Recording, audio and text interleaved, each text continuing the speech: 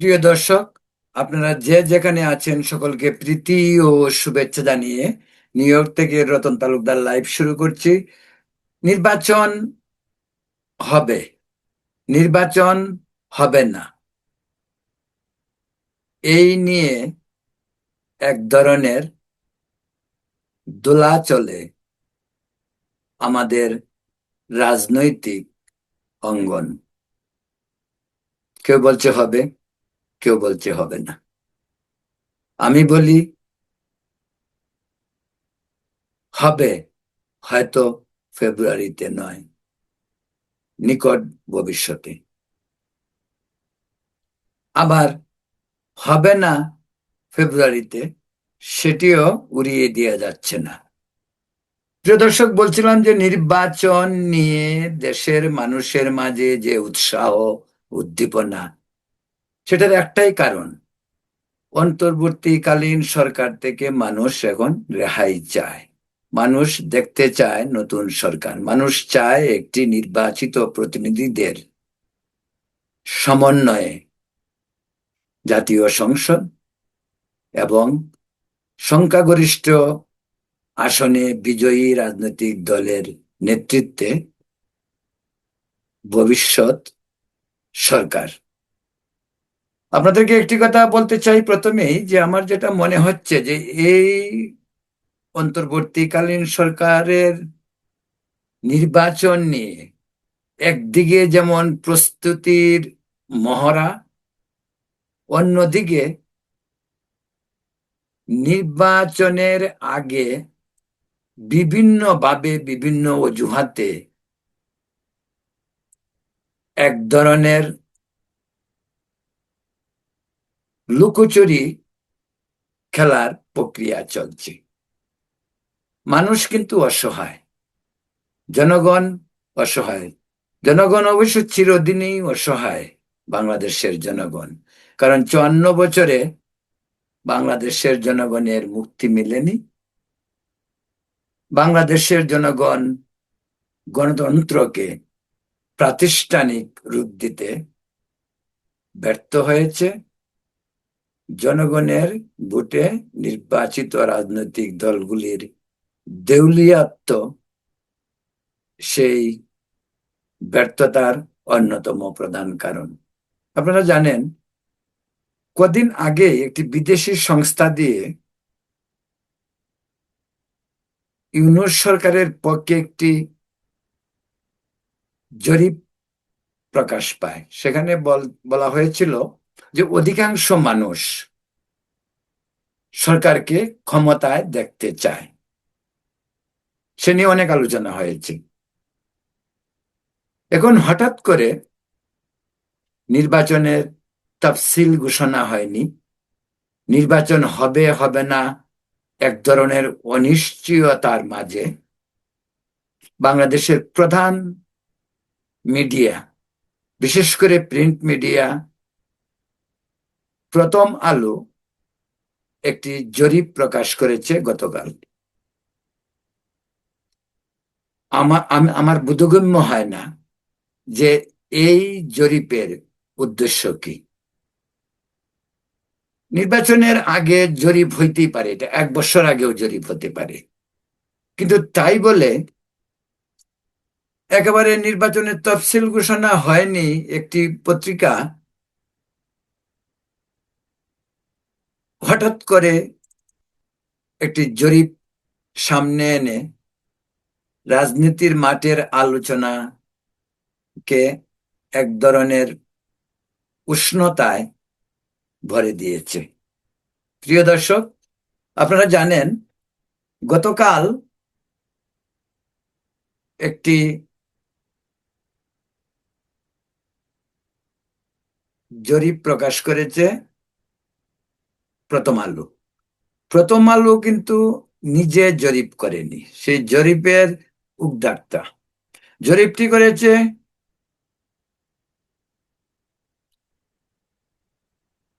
কি মেকার্স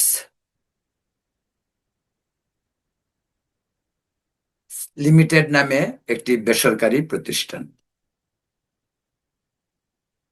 জরিপের বিষয়বস্তু 3টি ছিল। তার মাঝে অন্তর্বর্তীকালীন সরকারের প্রতি সন্তুষ্টি কতটুকু, নির্বাচন কোন দল এগিয়ে থাকতে পারে, 3, জাতীয় ইস্যুগুলিতে জনগণের অবস্থান কি, সেই বিষয়টি জানতে চাওয়া হয়েছে। তো পৃথিবী জুড়েই বিশেষ করে উন্নয়নশীল দেশগুলিতে বা পাশ্চাত্য মানে পশ্চিমা দেশগুলিতে, আমেরিকার মতন পৃথিবীর বড় গণতান্ত্রিক দেশে জরিপ সত্যি একটি মামুলি বিষয়। নির্বাচনে এলেই জরিপ হয়। সেই সেই সেই পরম্পরা পশ্চিমা দুনিয়ায় দীর্ঘদিনের। আমাদের প্রতিবেশী ভারতেও গত 10-15 বছর যাবৎ ভারতেও সেই প্রক্রিয়াটি শুরু হয়েছে। এটা বলা যেতে পারে যে জরিপ ইস্যুটাই আমদানি হয়েছে পশ্চিমা সমাজ থেকে। পশ্চিমা রাজনীতির অঙ্গনে নির্বাচনকে কেন্দ্র করে যে ধরনের জরিপ হয়, সেই জরিপ আমাদের দেশে বলা যায় আমদানি করা হয়েছিল। এই জরিপের সঙ্গে কিন্তু আমাদের দেশের সাধারণ মানুষের সম্পৃক্ততা কম, এবং আমাদের দেশের সাধারণ মানুষের সম্ভবত অনেক লোক যারা জরিপ কি তা বুঝেও না, এরকম লোকের সংখ্যাও কিন্তু প্রচুর। এমনকি যে ভারতে জরিপ নির্বাচনের আগে যে সমস্ত টেলিভিশন গুলি, ইলেকট্রনিক মিডিয়া বা প্রিন্ট মিডিয়া যে সমস্ত জরিপ করে, সেই জরিপেরও কিন্তু খুব বেশি প্রচলন আগে ছিল না, নতুন শুরু হয়েছে। মানুষের খুব একটা বেশি আস্থা আছে নেই এ নিয়ে যথেষ্ট সন্দেহ আছে। প্রথমত অনেক সময় জরিপ ভুলও হয়, এবং অনেক সময় অ্যাকুরেট হয়, অনেক সময় একেবারে ঠাই ঠাই বলা যেতে পারে হাড্ডাহাড্ডি যে ফলাফল সেটা বেরিয়ে আসে। প্রিয় দর্শক, প্রথম আলো সুনাম ধন্য পত্রিকা, মতিউর রহমান একজন বর্ষিয়ান সম্পাদক। তিনি, মতি ভাইকে আমি চিনি বহু বছর আগে থেকে। তিনি যখন একতা, বাংলাদেশের কমিউনিস্ট পার্টির সাপ্তাহিক মুখপত্র একতা ছিল, তিনি তার সম্পাদক ছিলেন। তারপর তিনি জাতীয় রাজনীতি মানে সাংবাদিকতায় জাতীয় পত্রিকাগুলিতে তিনি বেশ কয়েকটি পত্রিকা নিজে বানিয়েছেন, আবার ছেড়েছেন, আবার সর্বশেষ তিনি বানিয়েছেন প্রথম আলো।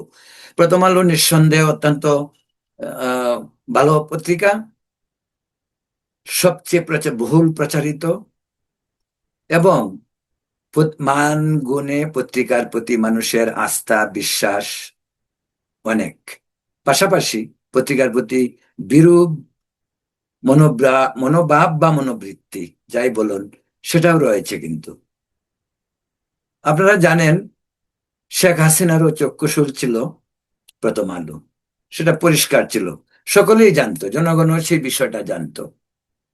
তারপর ডক্টর ইউনূস সরকার ক্ষমতা আসার পরে আপনারা জানেন যে তার ছত্রছায়ায় যে সমস্ত ইউটিউবার যারা দেশে এবং বিদেশে, তারাও কিন্তু মতিউর রহমানের প্রথম আলো বা ডেইলি স্টারকে পছন্দ করতো না, অনবরত অশ্রাব্য ভাষায় গালিগালাজ। এমনও তো আপনারা নিশ্চয়ই জানেন যে প্রথম আলো ডেইলি অফিসের সামনে জাফতের নামে গরু জবাই করা হয়েছিল, কিন্তু সেই ইউটিউবাররা এই কালকে যে জরিপ বেরিয়েছে এই জরিপ নিয়ে কিন্তু এখনো কিছু বলেন নাই। যাই হোক, ধরে নেওয়া যাক তারা মানে কি বলে, প্রথম আলোকে পছন্দই করে না। সেটার বিভিন্ন কারণ থাকতে পারে। বাংলাদেশের অনেক কাগজ, বাংলাদেশের অনেক টেলিভিশন, ইলেকট্রনিক মিডিয়া, একজনের পছন্দ অপছন্দ থাকবে, সেটাই স্বাভাবিক। তো আমার বক্তব্য হলো, তো এত তাড়াহুড়া করে নির্বাচনের আগে, বিশেষ করে তাফসিল এখনো ঘোষণা হয়নি, যেটা আগে বলছিলাম, যে কেন প্রথম আলো আগ বাড়িয়ে একটি জরিপ করলেন। এবং জরিপটা আমার কাছে খুব হাস্যপদ মনে হয়। হাস্যপদ মনে হয় এই কারণেই, আপনাদেরকে একটু কাহিনীটা বলি। এই জরিপে যে কোম্পানি জরিপটি করেছে। বলছিলাম আপনাদের কি মেকার কনসাল্টিং লিমিটেড, তারা জরিপ করেছে, এটি বেসরকারি সংস্থা। জরিপে তাদের কতজন লোকের সঙ্গে তারা ইন্টারাকশন কথা বলেছে? 1342 জন, তার মধ্যে 668 জন নারী এবং 674 জন পুরুষ, যাদের বয়স 22 থেকে 55, এবং যারা শিক্ষিত, যারা পত্রিকা পড়ে নিয়মিত বা টেলিভিশন দেখে, পড়তে পারে, লিখতে পারে, কম বেশি পড়াশোনা করেছে। এই জরিপটি করা হয়েছে গত অক্টোবরের 21 তারিখ থেকে 28 তারিখ পর্যন্ত, এবং বলা হচ্ছে এই জরিপের যে ফলাফল তা 99%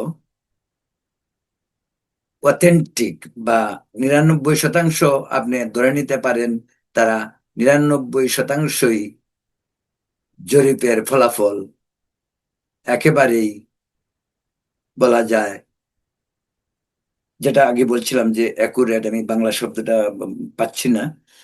জরিপের জন্য বেছে নেওয়া হয় যে সমস্ত জায়গাগুলিকে, স্পেশালি উরবান এরিয়া, শহর ভিত্তিক, যেমন ঢাকা, চট্টগ্রাম, খুলনা, রাজশাহী, সিলেট শহর, পাশাপাশি গ্রামীণ এলাকাকেও বেছে নেওয়া হয় বেশ কয়েকটি ডিস্ট্রিক্ট থেকে, যেমন ফরিদপুর, বরিশাল, ময়মনসিংহ এবং রংপুর জেলার গ্রামগুলিকে।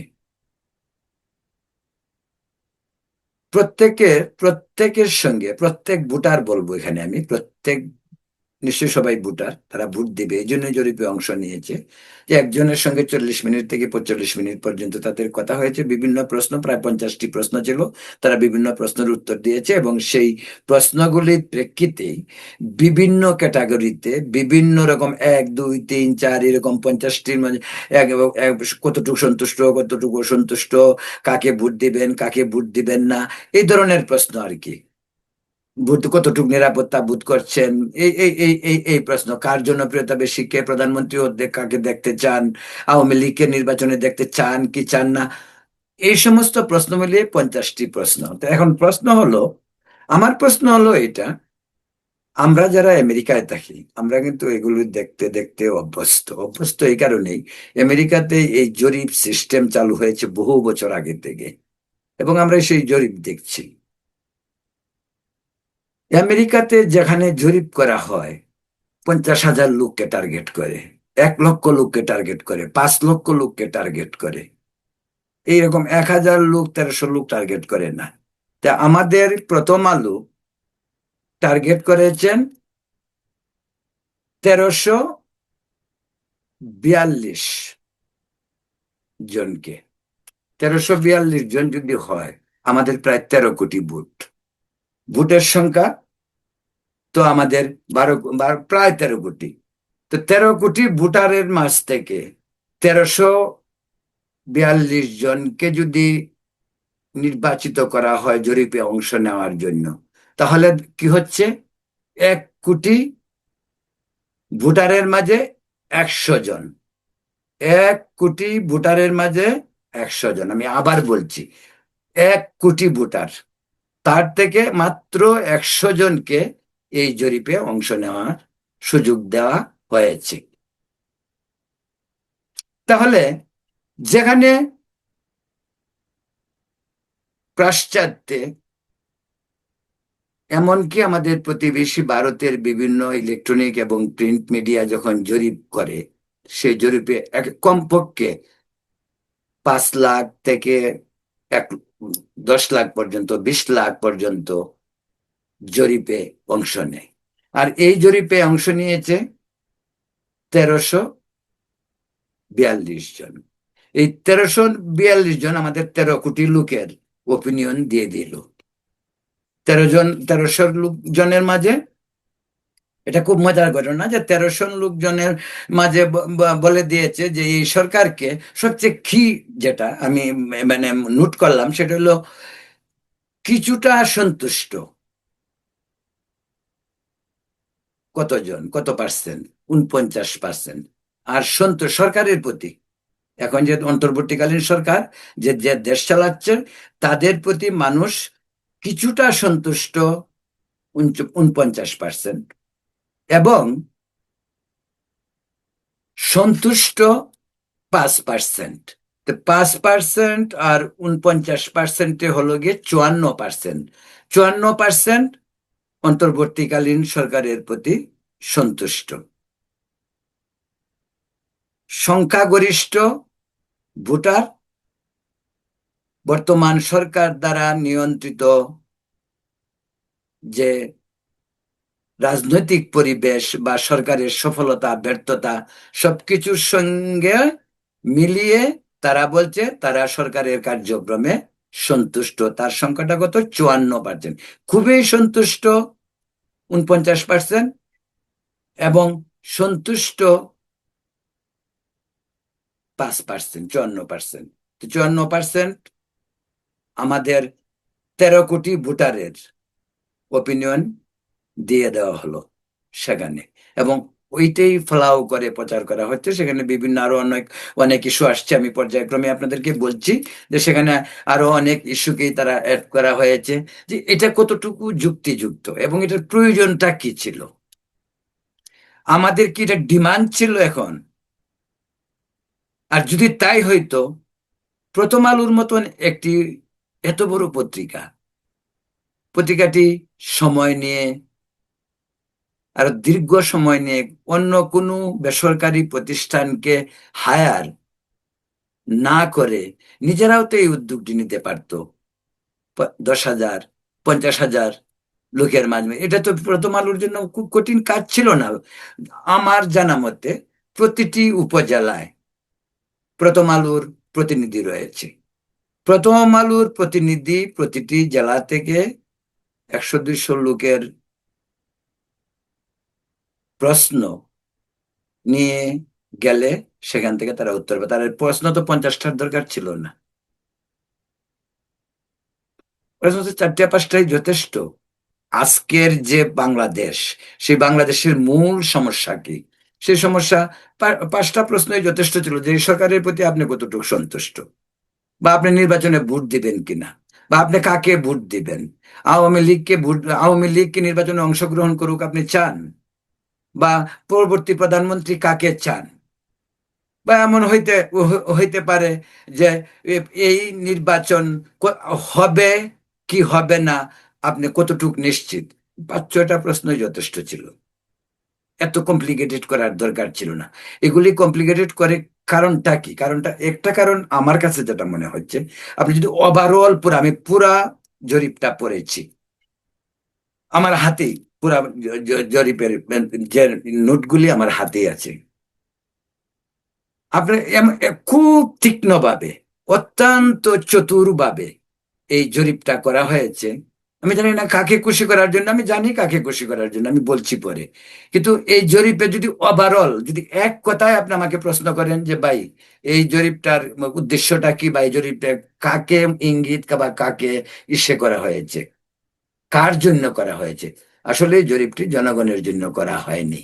এই জরিপটি করা হয়েছে একটি বিশেষ গোষ্ঠীকে খুশি করার জন্য।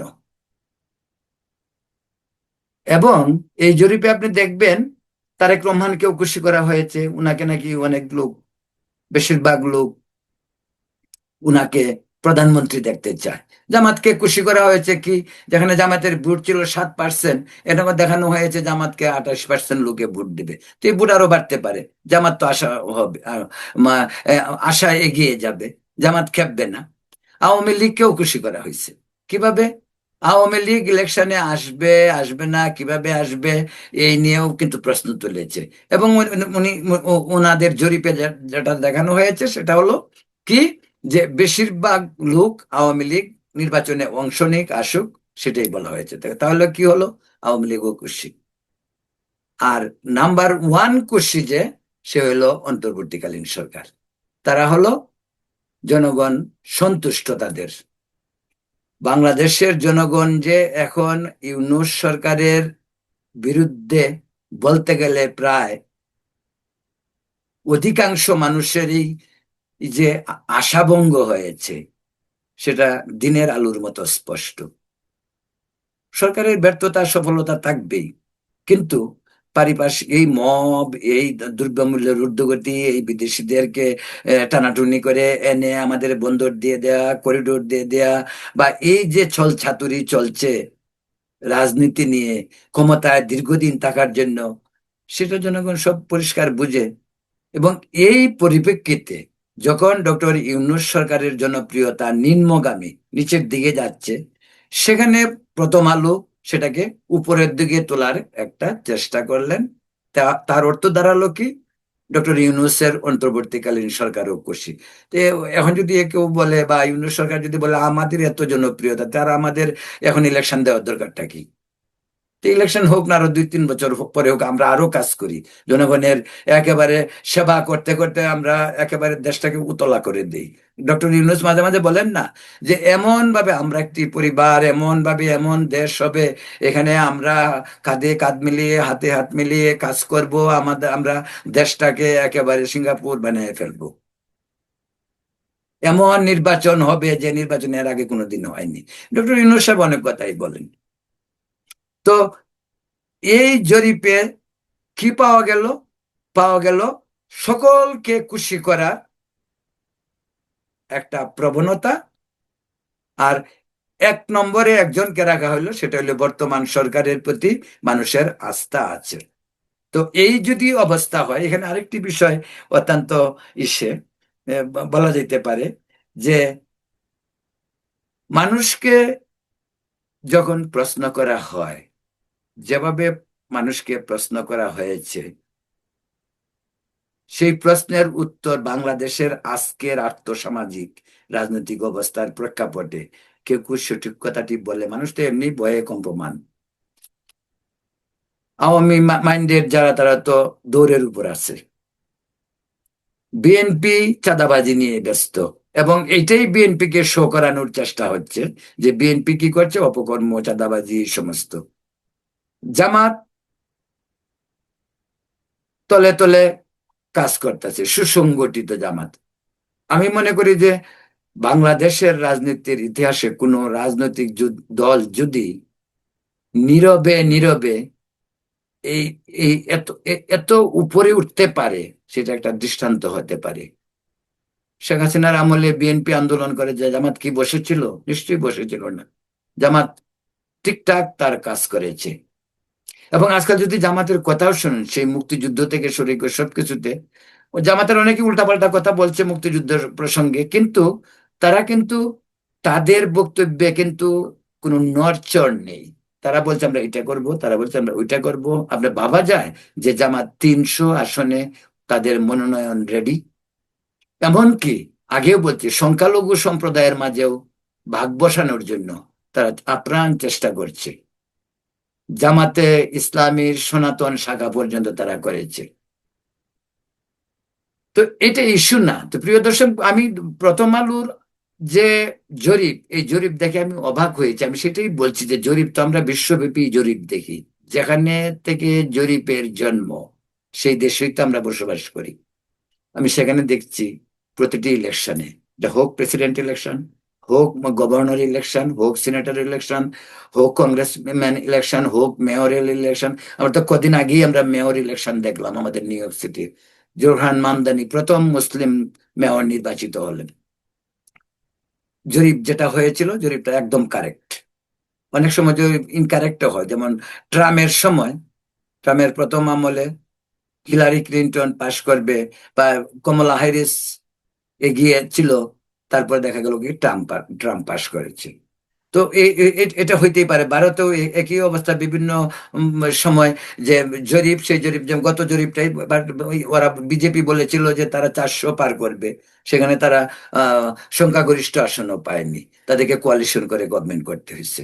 তো জরিপ এরকম হইতেই পারে। এটা সদ্য সমাপ্ত ভারতের বিহার রাজ্যে নির্বাচন হলো, জরিপে যেখানে ছিল প্রায় সমান সমান, নেক টু নেক, কিন্তু দেখা গেল যে ভূমিধস বিজয়, এনডিএ বা বিজেপি এবং এই যে নীতিশ ভারতের যে বিহার রাজ্যের যে মুখ্যমন্ত্রী নীতিশ কুমারের বিপুল বিজয়। বলতে গেলে লালু প্রসাদ যাদবের যে দল, সেই দল একেবারে মাটির সঙ্গে মিশে গেছে। তো জরিপ কিন্তু তা আগে বলেনি। তো আমাদের দেশের জরিপ, এটাকে কিভাবে জরিপ নিয়ে মানা যাইতে পারে? 1300 লোকের সঙ্গে কথা বলে যদি জরিপ হইতে, জরিপ আমি এখানে নিউ ইয়র্কে বসে বাংলাদেশে 1300 ফোন করে তো আমিও ওই জরিপ করতে পারি। আমি তো মনে করি যে আমি জরিপ করলে পরে পরে আরো ভালো হইতে পারে, কারণ আমি তো 50টা প্রশ্ন করব না, আমি 5টা প্রশ্ন করব। যে ভাই, আপনি কাকে ভোট দিবেন? আপনার এলাকায় আপনি কি কি কাজ, কি চান? আপনি কাকে প্রধানমন্ত্রী দেখতে চান? বর্তমান সরকার ভালো খারাপ তোমার প্রশ্ন করার দরকার নাই, সেটা আউটগোয়িং গভর্নমেন্ট, তারা নির্বাচন করবে, নির্বাচন করে তারা চলে যাবে। তারা ভালো করছে খারাপ করছে, নির্বাচনের যে জরিপ, সেটা নির্বাচন ভিত্তিক, আর যে সমস্ত রাজনৈতিক দল নির্বাচনে অংশগ্রহণ করবে তাদেরকে নিয়ে প্রশ্ন করা উচিত। প্রথম আলোর প্রথম প্রশ্ন হলো যে ইউনূস সরকারের প্রতি আপনি কতটুকু সন্তুষ্ট, কতটুকু সন্তুষ্ট নয়। এটা তো প্রশ্ন, এটা তো নির্বাচনী প্রশ্ন না। ইউনূস সরকার তো এখানে নির্বাচনে অংশগ্রহণ করছে না।